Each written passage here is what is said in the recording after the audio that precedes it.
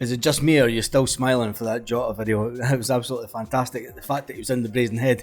Could you imagine it this weekend? I know that the bus generally comes out of Celtic Park and goes down through the industrial estate to go to Hampden, but it would be absolutely fantastic this weekend if the bus was to drive down past the Brazen Head on the way to the game, and then Jota would go, "Yeah lads, that was the pub I was in," and then you would just get Callum McGregor and me, Greg Taylor, going, "Are you mental? That's the Brazen Head." Anyway, in today's Celtic FC news, Celtic are poised to get another £1 million in the coffers.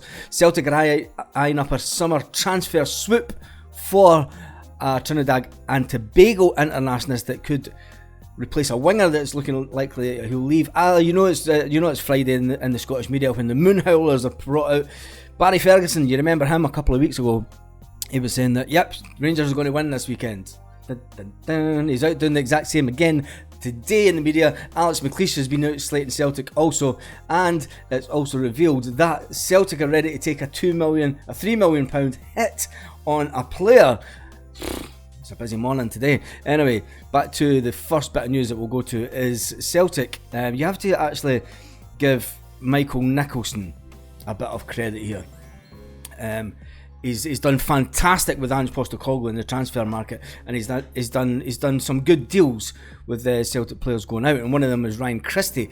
Ryan Christie looks set to land Celtic another £1 million due to the English club's performance, and obviously they beat Southampton the other evening. I know it's English Premiership, we don't want to go on about too much, but the fact that if they stay up, the ins and outs is that Ryan Christie and the club will then get another £1 million from the English club. So that's a fantastic bit of news for Celtic. Even more money in the bank whilst everyone's jumping ship across the city. It is getting closer to the game this weekend.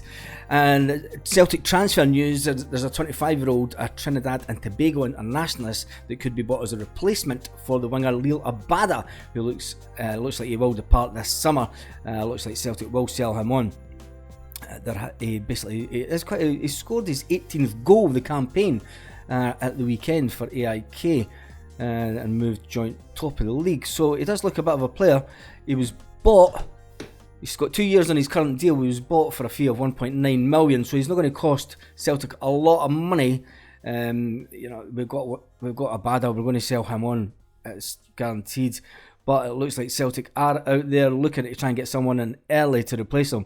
And by all accounts and some of the media sites, it is saying that we're going to go for this 25-year-old Trinidad and Tobago internationalist,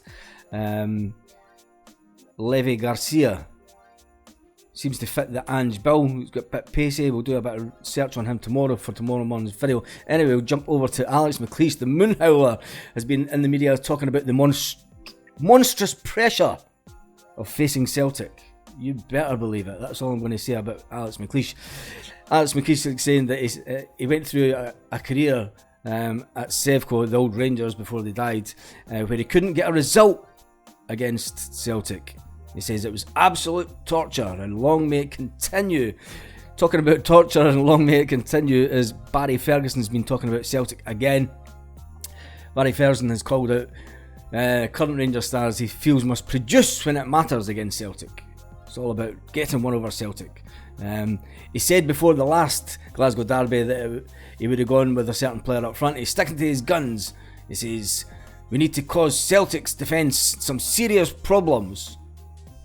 Dun dun dun, that's enough of him. Anyway, moving on. And Celtic are going to take a £3 million hit on a player. If you remember, there was the one and only Albion Ajeti. Looks like Celtic are going to get rid of him this summer for $2 million. It looks like Sturm Graz are going to pay £2 million for him, which is good for us. It gets him off the books. It gets us $2 million in the door. Where the club's it's in a fantastic place. Taking a $3 million hit on a player that did not produce, and definitely didn't produce a couple of seasons ago when we probably needed him to produce at most. The guy was a bit of a letdown after coming from West Ham. He was obviously quite good under David Moyes, but he just never seemed to what can we say? Anyway, moving on from that, that's in the past. They obviously went out on loan to Sturm Graz last summer. In 23 appearances, he scored only 4 goals in all competitions, but the Austrian side have confirmed that they had an option to buy deal for 2 million, and it looks like they're going to go with that deal. Thank goodness, because I really didn't want to see him back at Celtic Park this summer. It's just a player that we could really do without. The media seems to be all about Safeco today. It's all about them trying to get one over us. They hyped up the same pressure last weekend, you know what I mean? Last week, a couple of weeks ago when we played them. So it's nothing new with the media. It's been the same way for donkey's years. I'm sure there'll be a good story put out about Celtic tomorrow, because it was always the way back in the day. I remember back in the 90s, if Celtic were to put out a good news story, you could guarantee that Mr. Murray would put out some fabricated BS. Do you remember the 750 million hotel one? That was a cracker, wasn't it? Anyway, they died. And on that note, have a great day, Celtic fans all around the world. And just remember, Jota was in one of the most iconic Celtic boozers ever this week. That's all you need to know.